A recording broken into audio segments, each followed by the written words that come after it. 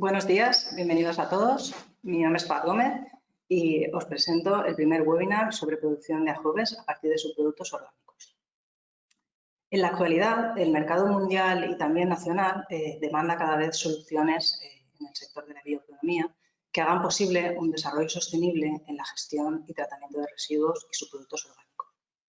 Muchas de estas soluciones que aporten sistemas de tratamiento lo que hacen al mismo tiempo es favorecer la producción de determinados bioproductos, como serían los AGVs o ácidos grasos volátiles, los cuales tienen diferentes aplicaciones y el objetivo sería producirlos a costes razonables y, sobre todo, de forma medioambientalmente respetuosa.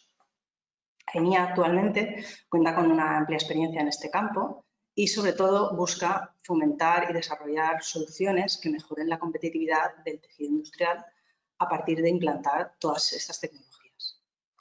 A continuación, os ofreceremos un webinar centrado en uno de los productos que tiene mayor interés, como son los ácidos grasos volátiles. ¿Vale? Estos ácidos grasos volátiles es posible obtenerlos a partir de fuentes orgánicas, quiere decir residuos o subproductos orgánicos, y a partir de ellos valorizarlos en todo lo que sería diferentes tipos de industrias. En primer lugar, mi compañera Gracia Silvestre realizará una presentación sobre lo que sería la fase de producción de AGVs y, en segundo lugar, mi compañero Jorge García realizará una presentación sobre lo que sería recuperación y purificación de estos AGVs. También importante señalar que esta iniciativa ha sido apoyada por el IBACE a través de la línea de apoyo a los centros tecnológicos. Bien, Gracia Silvestre es ingeniera química y doctora en Ingeniería Ambiental por la Universidad Politécnica de Cataluña. Está vinculada a ENIA como investigadora y viene desarrollando proyectos de I+D y asistencia técnica relacionados con la tecnología de digestión anaerobia de residuos orgánicos. En esta línea viene participando en una serie de proyectos basados en los modelos de biorefinerías, en los cuales se utiliza la fermentación anaerobia como principal bioproceso. A partir de estos novedosas fermentaciones es posible producir bioproductos tales como bioplásticos, AGVs o ampliar estos AGVs mediante procesos de irrigación. Bien, pues sin más dilación pasamos a la presentación de Gracia Silvestre. Hola, Gracia. Hola, Paz. Bueno, pues cuando quieras, ¿cómo estás? Sí, muy bien, muchas gracias por tu introducción y también muchas gracias a los asistentes a este webinar. Vamos a empezar. A ver. Cuando quieras. ¿Se ve?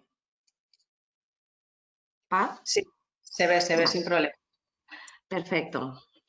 Bien, los ácidos grasos volátiles o los AGVs son compuestos químicos que tienen multitud de aplicaciones, como posteriormente vamos a ver, tanto en la industria agroalimentaria, cosmética, farmacéutica, química.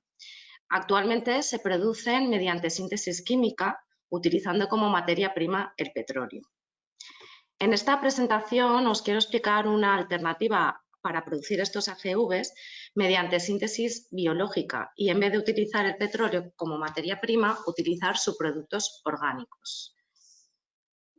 En esta presentación voy a intentar dar respuesta a algunas cuestiones de los AGVs, como por qué producir estos AGVs a partir de subproductos y quién podría estar interesado en producirlos, qué son los AGVs y cuáles son sus aplicaciones industriales más importantes y, finalmente, cómo se producen estos ácidos grasos volátiles mediante este método biológico, que es la fermentación anaeróbica, y cuáles son sus retos tecnológicos que presenta en la actualidad y cómo AENIA, desde sus líneas de investigación y desarrollo, intenta abordar estos retos tecnológicos para encontrar soluciones y optimizar este proceso.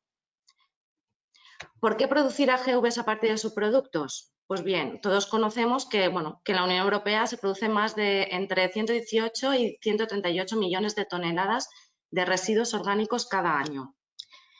Estos residuos vienen gestionándose, como diríamos, tienen un carácter de gestión lineal, bajo el concepto de usar y tirar.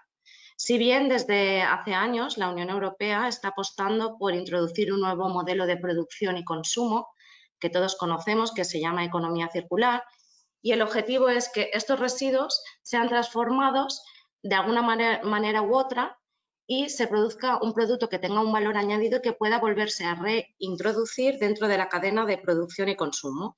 Y por lo tanto lo que hacemos es aumentar la vida útil de las materias primas. ¿Pero por qué es necesaria la economía circular? Pues hay distintas razones. Una, porque cada vez somos más personas, cada vez hay un aumento de la demanda de estas materias primas y simultáneamente hay una escasez de recursos. Por lo tanto, nuevas fuentes de materia prima siempre van a venir bien. Por otra parte, tener nuevas fuentes de materia prima mejora la seguridad de los suministros de materias primas y reducimos la dependencia de estos productos a otros países. Y evidentemente porque necesitamos materias primas que tengan un carácter renovable, que ayuden a mitigar todas las consecuencias del cambio climático y también todo lo relacionado con las emisiones de CO2. ¿A quién le podría interesar producir ácidos grasos a partir de subproductos orgánicos? Pues bueno, en principio tendríamos por una parte a los propios generadores de estos subproductos orgánicos. Cuando hablamos de subproductos orgánicos, hablamos de compuestos que tienen en su estructura carbohidratos, proteínas y lípidos y por lo tanto pueden ser susceptibles de ser degradados bajo condiciones biológicas. En este caso, los generadores de subproductos orgánicos más importantes son la industria agroalimentaria, las explotaciones ganaderas, las explotaciones agrícolas y también las plantas de tratamiento de residuos municipales, tanto el de tratamiento de las aguas urbanas como también las estaciones que tratan la fracción orgánica de residuos municipales que cada uno de nosotros generamos en nuestros hogares. ¿Qué ventajas podrían tener los generadores de subproductos orgánicos produciendo AGVs a partir de sus propios subproductos? Pues bueno, tendrían un nuevo producto de valor añadido, crearían nuevas líneas y mercados de negocios y además también, evidentemente, reducirían el coste de gestión de los subproductos que generan en su proceso productivo. Por otra parte, también le podría interesar a los consumidores finales o los intermediarios de estos AGVs o derivados de estos AGVs poder producir estos productos. En este caso, como hemos dicho, los AGVs tienen aplicaciones diversas. Al tener tantas aplicaciones, el tipo de industria que podría estar interesado pues se amplía mucho más. Tenemos la industria agroalimentaria, la industria cosmética, la industria química, la industria farmacéutica. ¿Y qué ventajas podrían obtener? Pues bueno, estaríamos creando un nuevo mercado de materias primas de proximidad. Nos autoabasteceríamos de estas materias primas y además tendríamos materias primas de carácter renovable y de bajo coste en comparación, por ejemplo, con el petróleo. Bien, entonces, ¿qué subproductos orgánicos podemos utilizar para producir AGVs? Pues bueno, los podemos clasificar en distintos grupos. Por una parte tendríamos los residuos lignocelulósicos, o los subproductos lignocelulósicos, que son los que se generan principalmente en las explotaciones agrícolas. Tenemos paja, rastrojos, hierba y también los denominados cultivos energéticos se podrían utilizar como trigo, cardo, sorgo, etcétera. Luego tenemos las deyecciones ganaderas. Las deyecciones ganaderas es el subproducto que generan en las explotaciones ganaderas.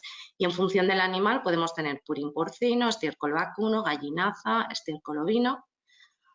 Luego también podríamos utilizar los residuos de alimentos. Y en este caso estaría, como hemos dicho, la fracción orgánica de residuos municipales que generamos, los restos de comida que generamos en nuestros hogares. También todos los residuos orgánicos, restos de comida que se generan en el canal Horeca. Restos de alimentos en cantinas de universidades, comedores escolares, etcétera. Luego tendríamos los residuos de la industria. Aquí la tipología de residuos es mucho más amplia. Tenemos desde residuos cárnicos, residuos de pescado, lactosuero, bagazo, alimentos caducados de supermercados, pieles, frutas, verduras, alperujos, alpechines, etcétera. Y finalmente también tendríamos los lodos de EDAR que se generan del tratamiento de las aguas urbanas. Hay distintos lodos, está el lodo primario, el lodo biológico y las grasas de flotación que se eliminan de estas aguas. Como podemos ver, hay un abanico importante de tipologías de residuos, de subproductos orgánicos que podríamos utilizar para este fin.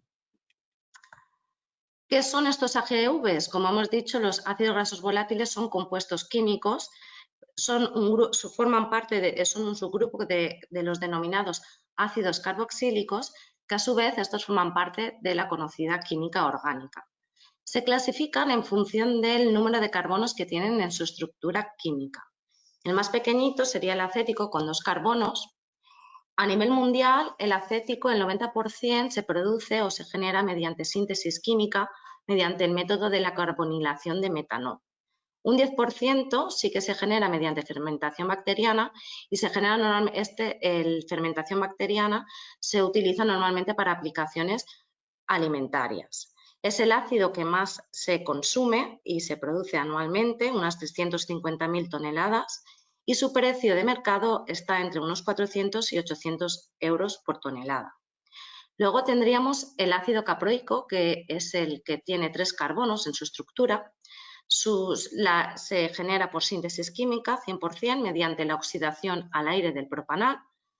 Su producción anual es un poco menor al acético, unas 180.000 toneladas anuales, y su precio también es superior, entre 1.500 y 1.600 euros tonelada. Luego tendríamos el ácido butírico, que es el que tiene 4 carbonos en su estructura. También se sintetiza de forma química mediante la hidroformilación de propileno con adición de syngas.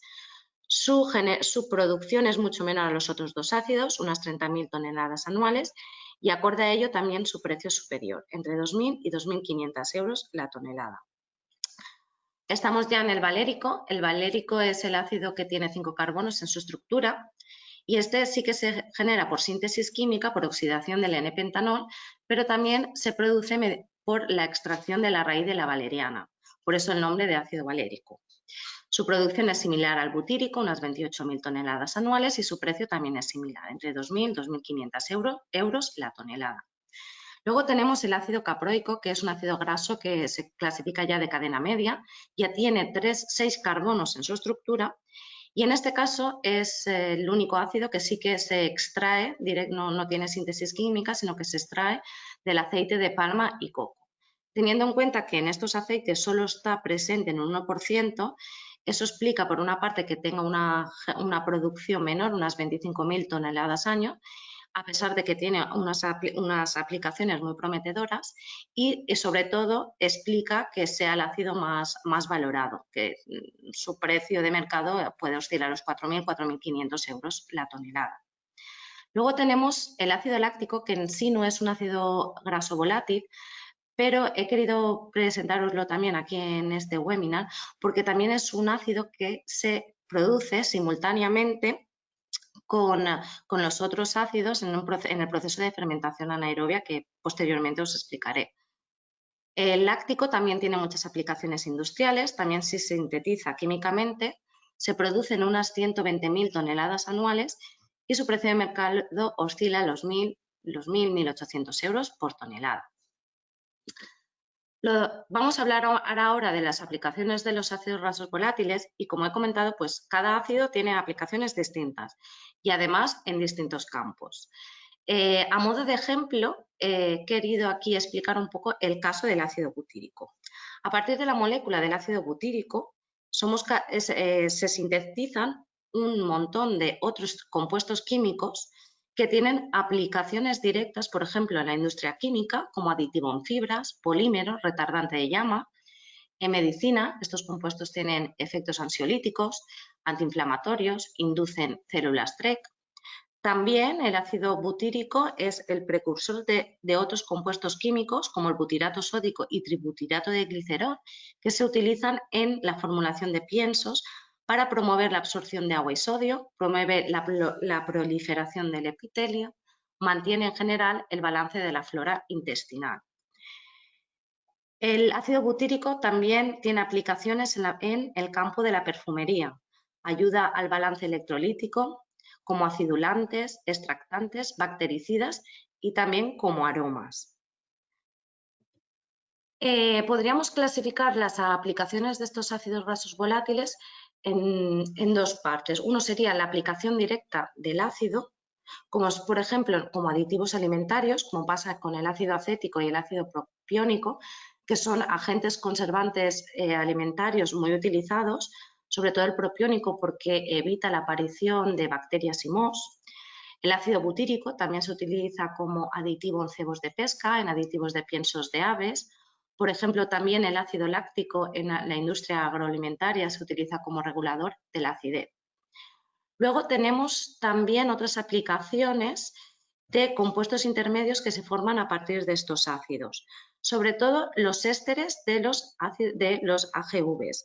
Los ésteres se forman mediante reacciones de esterificación, que es la reacción de un ácido específico con un alcohol específico. Sobre todo los ésteres tienen una aplicación como aromas artificiales en la industria alimenticia, cosmética y farmacéutica. Por ejemplo, aquí tenemos algunos ejemplos: el butirato de etilo, que es el olor característico de la manzana; el acetato de isobutilo, que es el olor característico que tiene a piña; o el pentanoato de etilo, que viene del ácido valérico y del etilo, y que es el olor característico a pino. Luego también tienen aplicaciones en el mundo de los biopolímeros. Por ejemplo, el acetato de vinilo o el acetato de celulosa provienen del ácido acético. Los polihidroxialcanoatos, que son unos bioplásticos que se generan biológicamente y que utilizan estos AGVs como fuente de materia orgánica, como fuente de carbono para producir bioplásticos. Luego también el acetato de butirato celulosa, el CAP, que viene también del ácido butírico y del acético. Y el conocido PLA, el poliácido láctico, que proviene también del ácido láctico. También como biocombustibles, los AGVs son compuestos intermedios para producir el biogás. También del ácido butírico tenemos el biobutanol y los ésteres de valerato. Los ésteres de valerato también tienen interés como biofuels, tienen propiedades muy interesantes como biofuels. En el mundo de los disolventes también existen una multitud de ésteres de ácidos que tienen propiedades de ser utilizados como disolventes. De hecho, se utilizan como disolventes actualmente. Ahora vamos a pasar a explicar un poco cómo se producen estos ácidos grasos volátiles, pero por vía de la fermentación anaerobia. En realidad, la fermentación anaerobia o la producción de los AGVs es el mismo proceso que la digestión anaerobia, en la cual, aplicando unas condiciones determinadas, conseguimos producir biogás a partir de los subproductos orgánicos. El biogás es una mezcla de metano y CO2, una mezcla gaseosa, y que el interés reside sobre todo en el metano porque tiene un poder energético y se puede utilizar para producir electricidad, como biofuel, calor, etc. Si aplicamos a este mismo proceso unas condiciones operacionales distintas, podemos conseguir producir estos ácidos grasos volátiles sin que sean consumidos por las bacterias y producidos a biogás. O sea, aplicamos unas condiciones para poder recuperar de la fracción líquida los AGVs y, por lo tanto, las potenciales aplicaciones del proceso pues, se amplían. Ya no solo tendríamos el biofuel o el biofuel, sino que podríamos tener, como hemos visto, otras aplicaciones como químicos, bioplásticos o aditivos alimentarios. ¿Cómo se producen? Pues bueno, el proceso normalmente se lleva a cabo en un fermentador, en un reactor, en el cual se ponen en contacto los subproductos orgánicos y una biomasa de cultivos mixtos de bacterias y durante este proceso la materia orgánica contenida en los subproductos orgánicos se va transformando en compuestos más sencillos hasta producir los ácidos grasos volátiles. En general se puede llevar a temperatura ambiente o bien el proceso se puede operar a temperaturas mesófilas entre 30 a 35 grados, temperaturas termófilas 50 a 56 grados, normalmente con agitación para permitir el contacto entre la materia orgánica y las bacterias y en general podemos decir, como vemos, que es una operación sencilla, es un proceso relativamente económico, tiene un muy bajo consumo energético y el tamaño de la planta podríamos catalogarla como pequeña media. Teniendo en cuenta, si comparamos, por ejemplo, una planta para producir biogás, esta tendría un tamaño entre 15 y 20 veces menor.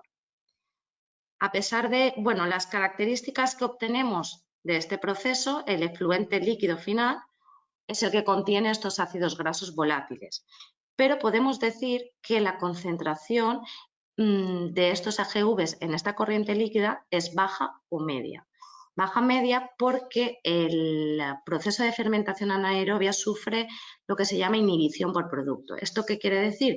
Que conforme estamos produciendo estos ácidos grasos volátiles, llega un momento que a cierta concentración dentro de nuestro fermentador, lo que produce es la inhibición y toxicidad para las bacterias que a su vez estaban produciéndolo. Esto hace que muchas veces tengamos que diluir los subproductos orgánicos y, en consecuencia, tenga una concentración media-baja en el efluente final de estos ácidos. Además, otra de las características de estos efluentes es que tienen un perfil mixto de AGVs. Normalmente, en cualquier proceso de fermentación con cultivos mixtos se obtienen casi todos los AGVs que hemos visto, algunos en más proporción que otros, pero casi siempre obtienes un poco de todos. Estas características pueden ser una ventaja o una desventaja según las aplicaciones finales. Por ejemplo, en el caso de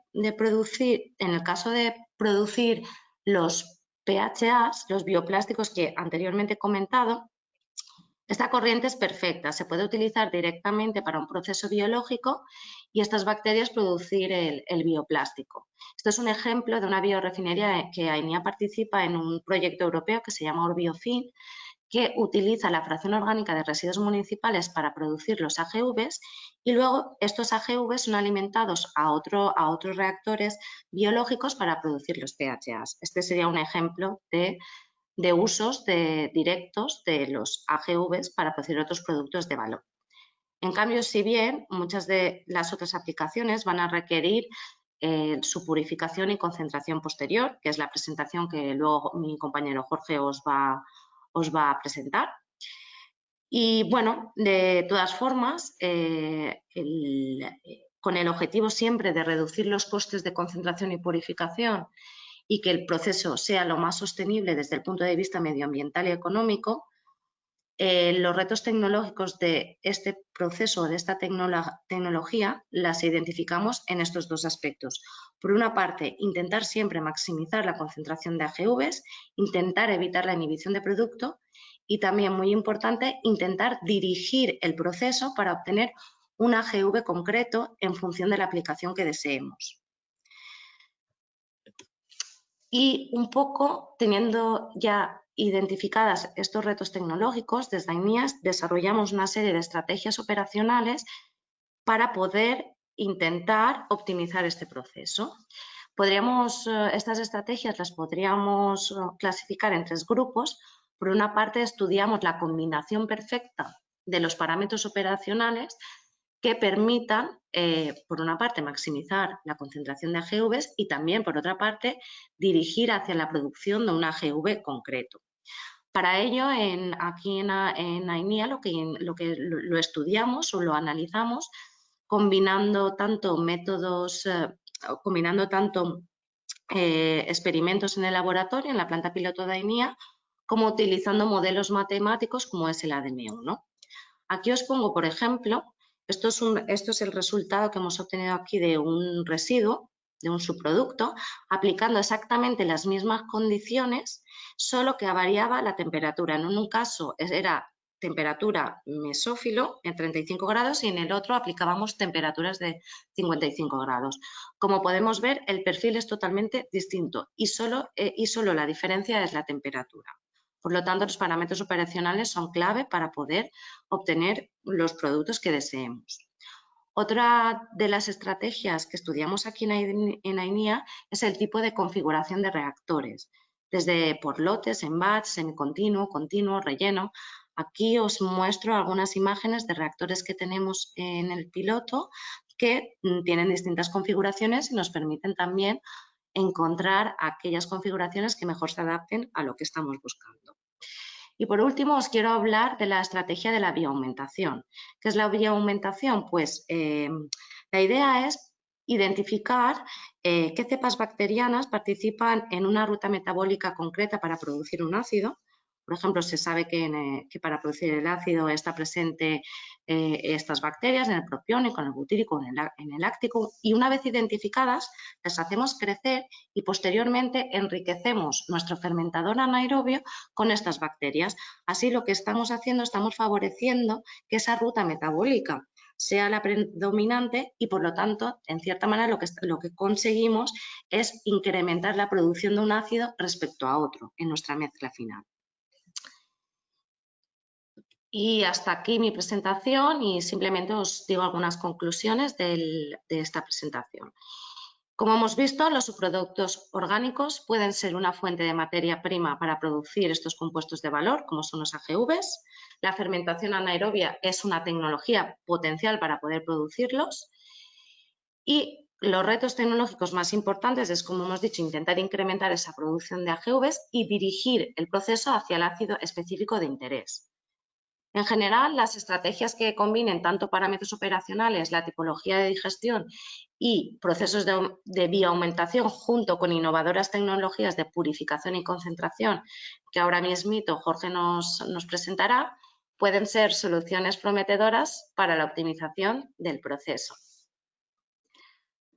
Pues muchas gracias por vuestra atención.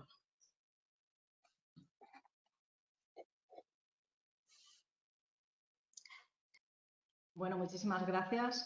Gracias por tu interesante presentación. Recordar a todos los asistentes que hay un panel de chat donde se pueden ir incluyendo diferentes preguntas. Y, bueno, sobre todo, algunas de las recibidas en relación con tu presentación nos preguntan si en lo que sería el proceso de producción de AGVs se podría obtener de manera simultánea biogás y si serían estos bioprocesos de alguna forma complementarios. A ver, la idea es esa, la idea es intentar producir en una misma instalación que puedas producir parte de AGVs, pero también producir biogás, sobre todo porque el biogás es una fuente de energía y puede hacer que tu proceso sea sostenible energéticamente. O sea, puedes utilizar de los mismos sustratos, tanto puedes obtener los AGVs como también puedes obtener la energía necesaria para llevarlos a cabo. Para llevar a cabo, por ejemplo, los procesos de purificación o de concentración que a lo mejor algunos procesos son más intensivos energéticamente. Además, parte de la materia orgánica, normalmente esto se puede estudiar con dos fases. En una primera fase se recuperan los AGVs y la fracción sólida, que aún queda materia orgánica, se puede utilizar para producir el biogás. Muy bien. También nos preguntan, por otra parte, si en relación con el hidrógeno, que también lo has mencionado en tu presentación, que se produce durante los procesos de fermentación anaerobia, subproductos, si verías factible aplicaciones de este hidrógeno recuperado en lo que sería a escala industrial a medio o largo plazo. De ahí que es un poco el hidrógeno esté ahora muy en boga. Sí, sí, no había comentado, pero sí que es verdad que del proceso de fermentación se produce un gas que contiene CO2, hidrógeno y un poco de metano. Sí que es verdad que este hidrógeno, en función del tipo de subproducto orgánico y aplicando estrategias distintas, sí también ese hidrógeno lo puedes maximizar. Esto es lo que se conoce como fermentación oscura, pero vamos, que es muy similar a la fermentación. Lo que pasa es que se aplican otras estrategias, pues siempre con el objetivo de maximizar el hidrógeno. Este hidrógeno, si por ejemplo tenemos productos que son muy ricos en carbohidratos, pues se ve favorecido. En el caso, por ejemplo, de una fermentación normal, este gas normalmente se puede mezclar con el biogás, se está produciendo también gas, y aumentas el poder calorífico de la mezcla final del biogás con el hidrógeno, el poder energético, o bien, en el caso de ser interesante, este hidrógeno se podría recuperar y utilizar también con fines energéticos o químicos o lo que sea, porque el hidrógeno también da mucho juego en la industria en general.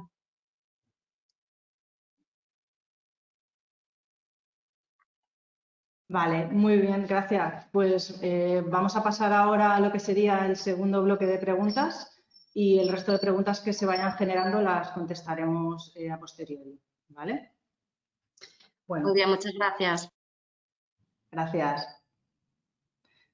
A continuación, entrará mi compañero Jorge García. Voy a haceros una breve introducción.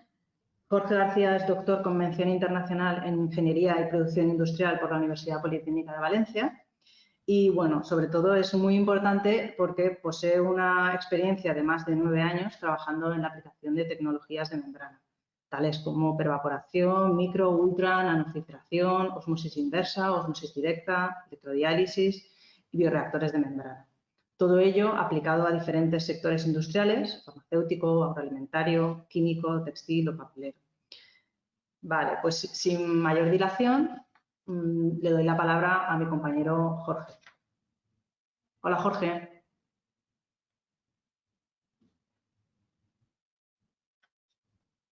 Hola, buenas. Muy buenas. Bueno, Acabo de ver la pues cámara. bajad un poquito si podéis el volumen vuestro y os Voy. doy la palabra, ¿vale? ¿Ahora mejor? Ahora mejor. Vale, gracias. Pues ¿ya empezamos? Vale. Pues nada, yo soy Jorge García, trabajo en la línea de medio ambiente en el Departamento de Tecnología de Producto y Proceso y voy a hablar un poco de la recuperación y purificación de ácidos grasos volátiles. Aquí tenemos un primer listado de todos los sospechosos habituales en los ácidos grasos volátiles. Ya ha explicado Gracia las propiedades de los mismos, con lo que nada, simplemente decir que son volátiles debido a las cadenas, los enlaces de carbono que conllevan. A medida que tienes más carbonos, pues suelen ser menos volátiles. He añadido ácido fórmico, succínico y láctico porque luego veremos que también son importantes. No son volátiles, pero suelen estar asociados en los procesos de purificación. El fórmico, succínico y láctico veréis que están de distinto color simplemente porque no se presentan en estado volátil luego, se presentan en estado líquido y Jorge, sólido. disculpa un momento. Creo que no se ve tu presentación. Ah, bueno, pues vale, ahora sí. Ahora sí. Que el ratón dispara 2 veces. Vale, gracias. Gracias. Pues bueno, aquí los tenéis, los distintos compuestos. El mercado de los ácidos grasos volátiles es muy amplio y diverso. Como ya ha explicado Gracia, existen distintas aplicaciones, como podéis ver en la diapositiva. Tal es el interés que han generado los ácidos grasos volátiles biobasados que ya se están realizando distintos estudios de mercado de los mismos ajenos al producto en sí, al que, digamos, en cierta manera sustituirían. Entonces, partiendo de un estudio que se publicó el año pasado por la Unión Europea, podremos ver que el crecimiento de la tasa anual media que presentan los AGV sería de un 4% en los próximos 5 años, donde estos coinciden más o menos, 3,8 si no recuerdo mal, coincide con el crecimiento del bioacético en esos mismos 5 años, que sería de un 4%. Sin embargo, destacaríamos, por eso lo he puesto anteriormente, el ácido láctico, que estaría entre un 10 y un 20% de tasa anual de crecimiento, y sobre todo el succínico, que presenta más de un 30% de crecimiento a una tasa anual, eso del 30%, en los próximos 5 o 10 años, donde los mercados americanos y chinos pueden llegar hasta un 37%, mientras que en Europa el más destacado es Alemania con un 21%. De las aplicaciones del ácido succínico biobasado, la que se estima que más puede crecer sería su aplicación como plastificante, superior a un 40%. Saliendo un poco de esto, nos está muy bien toda esta filosofía de obtener los ácidos grasos volátiles por vía biotecnológica, vamos a decirlo así, es muy interesante, pero hay que tener siempre en cuenta las necesidades competitivas tanto del mercado como las reales del cliente. Entonces, lo primero que debemos tener en cuenta para que un ácido graso biobasado sustituya al propio o compita al propio a escala industrial sería obtener unas purezas similares. Esas purezas similares tienen que ver con, por ejemplo, lo que ha comentado antes Gracia, de que cuando se producen los AGVs, se producen todos, nuevamente, en la fermentación. Entonces, tú tienes una mezcla de esos ácidos grasos volátiles que conllevan a un valor más pequeño o menor valor en el mercado que un producto purificado. Entonces, eso liga directamente con la necesidad de incluir técnicas de purificación y recuperación de los mismos, sobre todo por lo que he dicho, para competir industrialmente. Por ejemplo, en el mercado cosmético, los AGVs concretos que se utilizan en ese mismo mercado tienen una pureza o se requieren de una pureza superior al 95%. Por otro lado, en otros mercados, como si no recuerdo mal, el de polimerización o bioproducción, tienen que estar entre un 95 y un 99% de pureza ese mismo AGV. Y en alimentación está en torno a un 95 o superior. Con lo que, como podéis ver, se requiere esa purificación. Posteriormente, esos AGVs tienen que estar libres de impurezas críticas, porque el valor del AGV lo va a definir tanto su pureza como la impureza que lo acompaña. La impureza que lo acompaña lo puede volver inviable pese a que tengas un AGV con una concentración muy alta. Estas impurezas se pueden generar durante la reacción o estar como reacciones secundarias o puede aparecer en el medio de cultivo o en el mismo residuo orgánico. Por eso es muy importante la caracterización de los mismos. Esas impurezas podrían ser, por ejemplo, metales pesados, contenido iónico, también podrían ser precipitados que se puedan formar, ese tipo de, incluso mismos AGVs que proporcionen, u otro compuesto orgánico que proporcione propiedades inapropiadas para el fin al que se va luego a destinar el compuesto obtenido.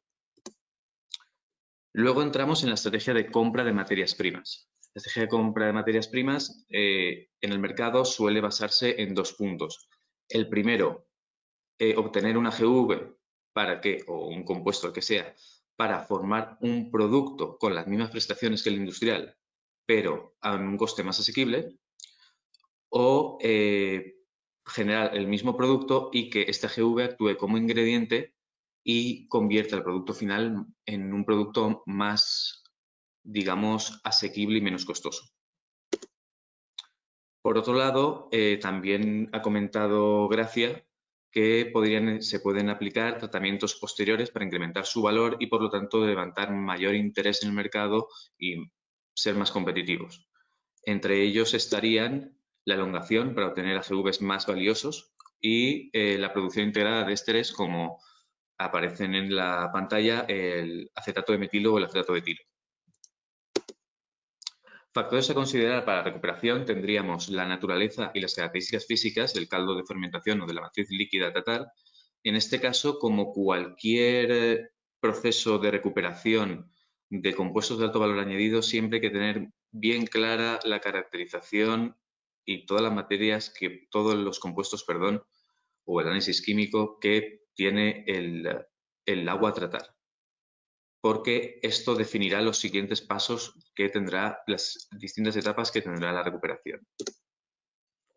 La concentración de AGVs es importante porque determinará si es conveniente o no es conveniente realizar el proceso de purificación y también qué AGV se tiene que purificar y cuál no, cuál es más fácil, cuál es más difícil y qué problemas pueden haber, así como la presencia de impurezas iónicas, iba a decir inorgánicas, perdón. Las impurezas iónicas, que también determinarán las etapas auxiliares que van a rodear a este proceso de recuperación.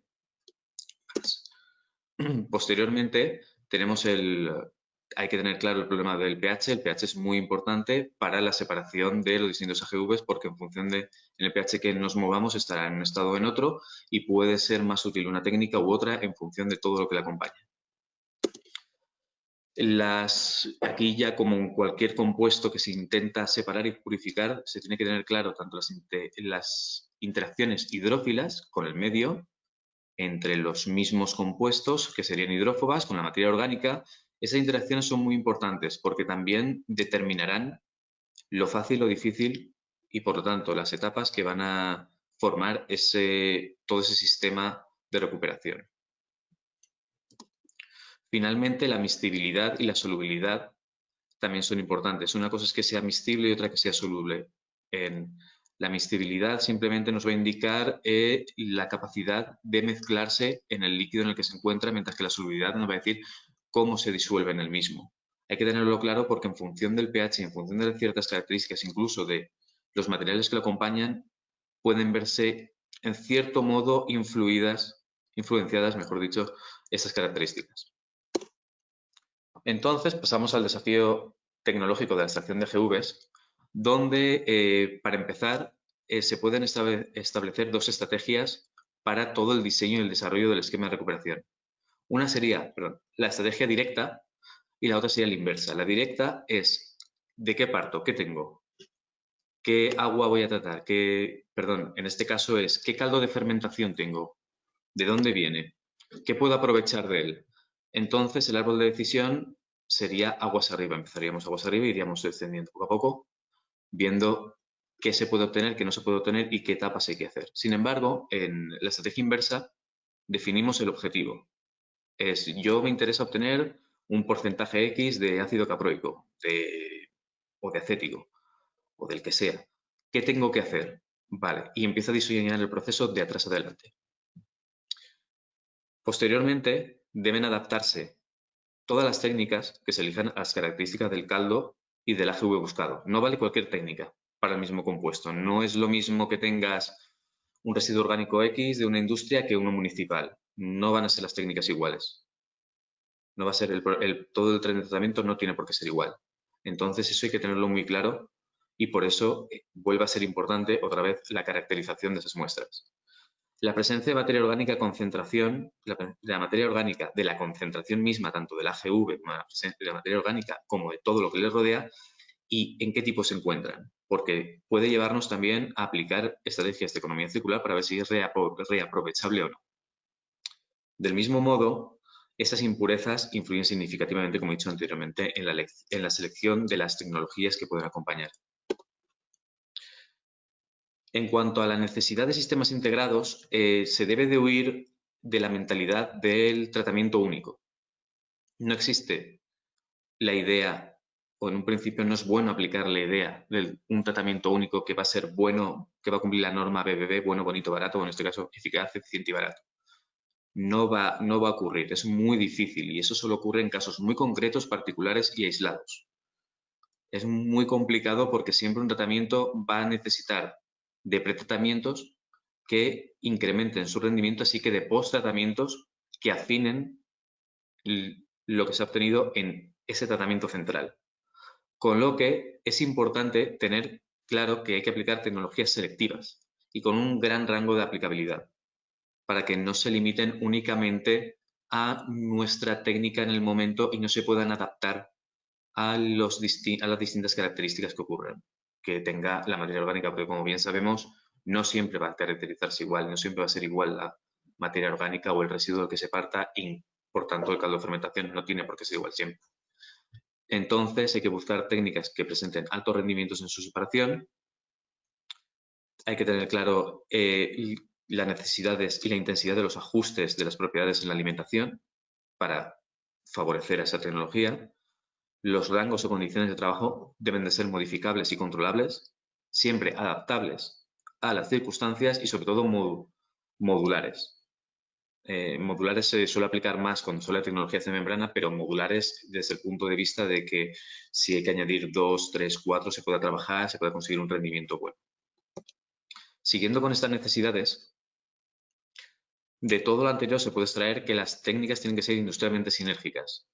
¿Esto qué significa? Que aparte que se apoyen unas a otras y que favorezcan el rendimiento cuando trabajan, lo típico de 1 más 1 es más que 2, tienen que ser o tienen que trabajar en escalas similares. No vale que una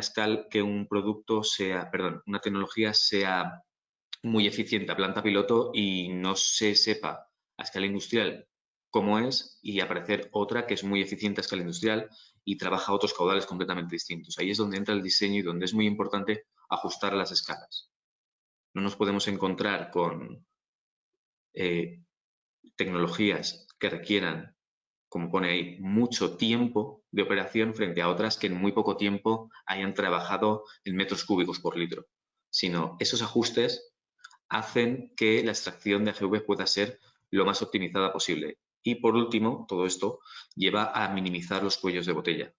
No es recomendable utilizar tecnologías continuas para luego otras que trabajan en un semicontinuo o en un batch o un feed and bleed. No interesa. Todo esto lleva a una viabilidad técnico-económica y medioambiental. Sin esta viabilidad no tiene sentido todo lo que está planteado anteriormente.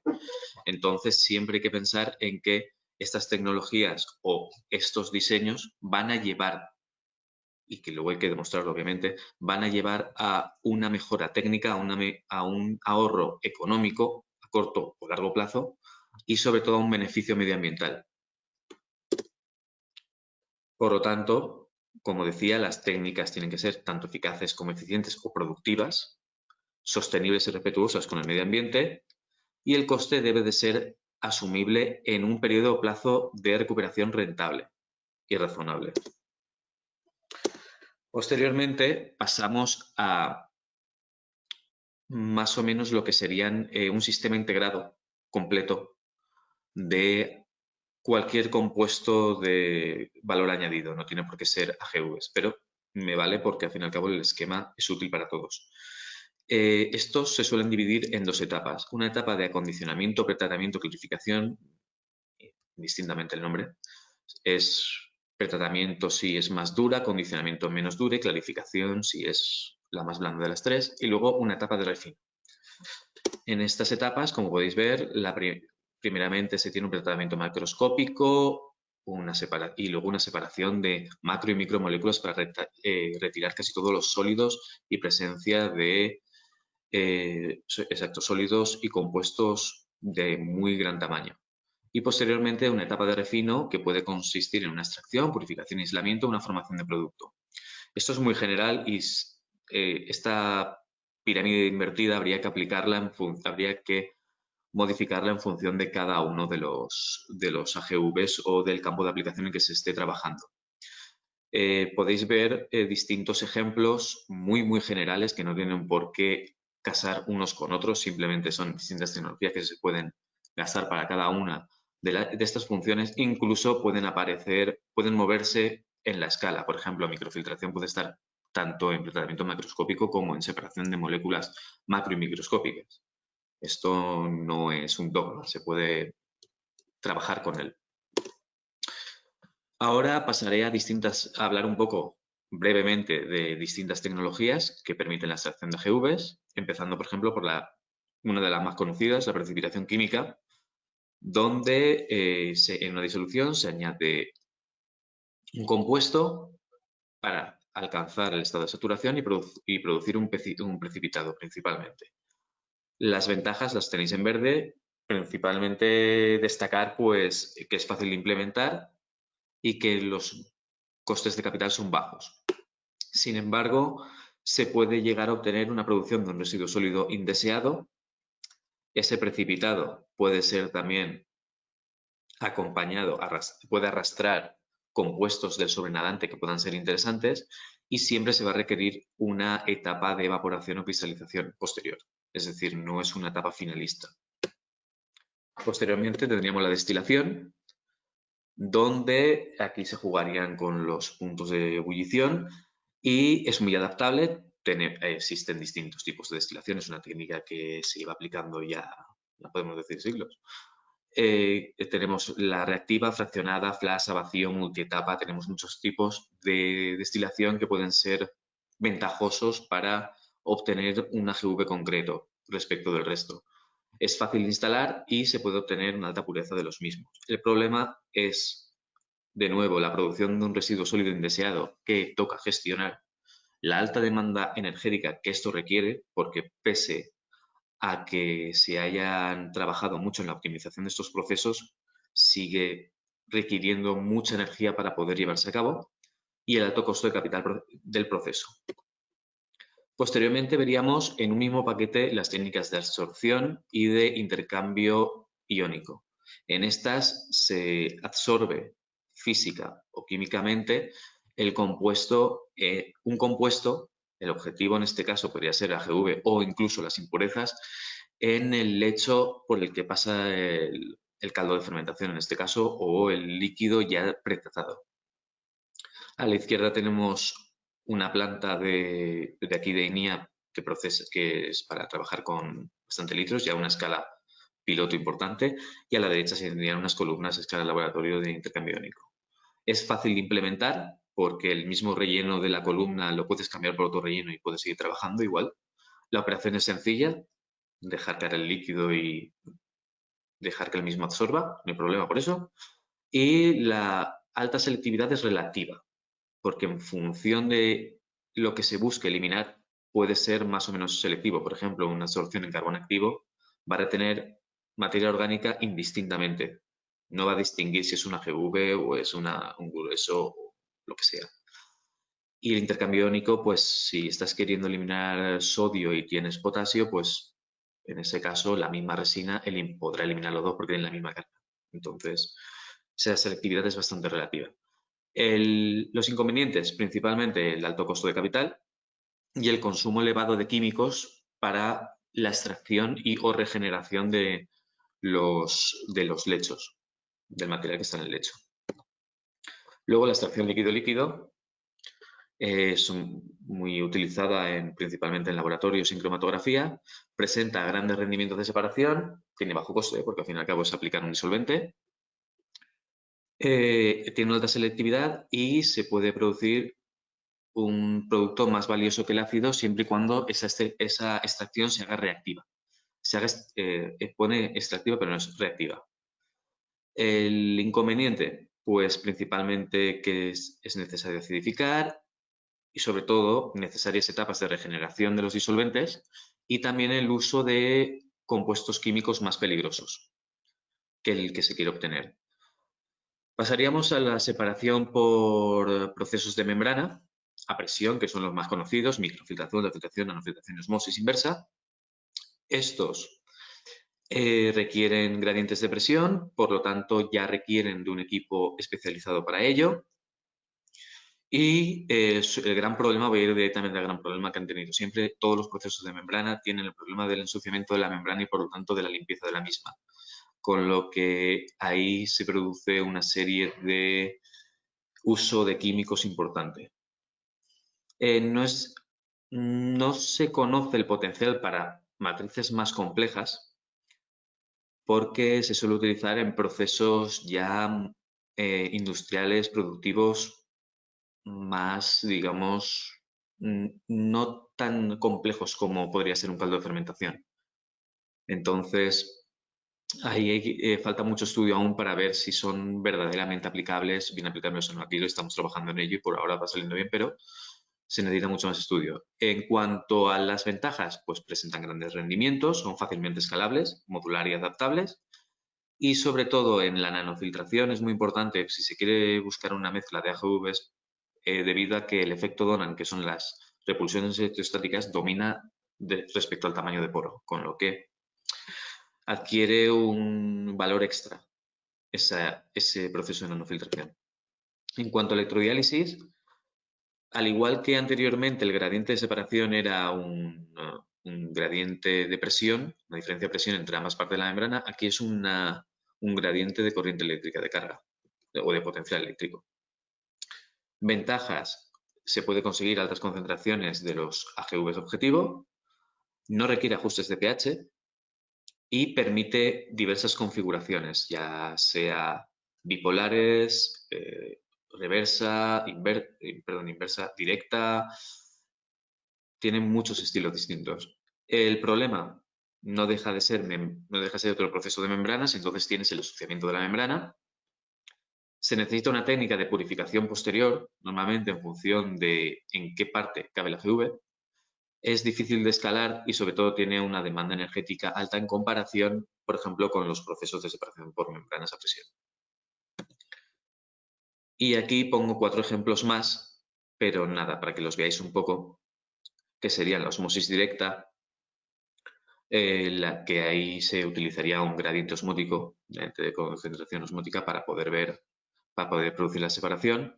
Posteriormente la pervaporación, que depende de la diferencia en presiones parciales o de potencial químico entre ambas partes. Puede ser muy útil si la disolución de AGVs llega bastante purificada respecto del contenido iónico. la destilación por membranas y, por último, el spray drying, que os muestro un equipo que disponemos en ENIA y que ya se han realizado cursos y recomiendo que se vean los vídeos de microencapsulación porque se explica con todo lujo de detalle esta técnica muy, muy, muy interesante.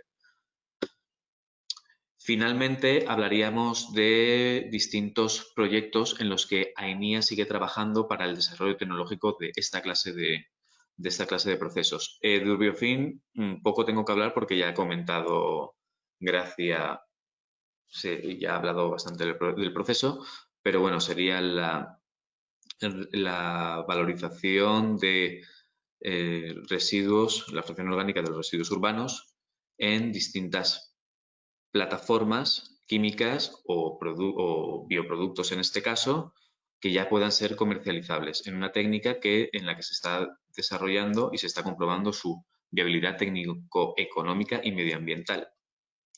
Y posteriormente el proyecto que acaba de empezar, ha empezado en plena pandemia, el proyecto NeoSuccess, donde también AENIA participa, y en este proyecto que yo tengo la suerte de participar en la parte de downstream, a partir de la fermentación, para obtener ácido succínico, se intenta construir un prototipo industrial que sea un plug and play y que genere simultáneamente tanto metano como ácido succínico, para luego ser utilizado ya sea como una materia prima para otros procesos en la industria biobasada.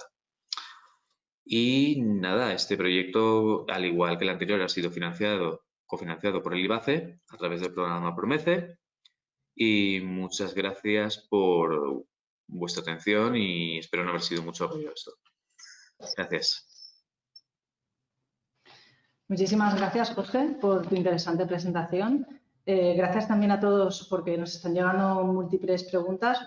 Vamos a seleccionar algunas y el resto las contestaremos a posteriori, ¿vale? Para ti, Jorge, algunas que nos han llegado, por ejemplo, una sería, con la tecnología que actualmente está disponible en el mercado para recuperación de AGVs, ¿dónde crees que se debería de poner el foco en los procesos de optimización de estas propias tecnologías de recuperación? En lo que serían proyectos de innovación o I+D. A ver, principalmente se podría trabajar en muchos puntos. A ver, voy a intentar ser lo más específico posible. Pero, por ejemplo, se debería trabajar mucho en las que ya están en el mercado en una optimización del mismo proceso. Optimización de proceso para que sea más adaptable a este tipo de aguas, porque al final no están lo suficientemente preparados para llevar y cargar con todo el caldo de fermentación y toda la matriz compleja que le conlleva. Entonces sería muy interesante trabajar en esa industrialización y en esa optimización a esa escala industrial. Por otro lado, ya las tecnologías que no están tan en el mercado, debería de trabajarse un poco más en su selectividad y darles una segunda oportunidad, porque al final estas tecnologías, el problema que tienen principalmente es que, como son conocidas en un marco concreto de operación, no se les suele dar un uso que podría ser alternativo y podría dar el espaldarazo final a esta clase de procesos. Con lo que esos son 2 puntos. Hay muchos más, pero ahora me vienen esos 2. Muy bien. Una pregunta que nos acaba de entrar. ¿Habría alguna cuantificación, aunque sea aproximada, sobre el impacto del coste de separación sobre el precio final? Estimada, a ver, ahora como estamos trabajando en el último proyecto que he dicho, que ya es una escala industrial, es difícil. Ahí estamos viendo que en función de las tecnologías no va a haber un gran impacto, obviamente. Tienes que poner muchas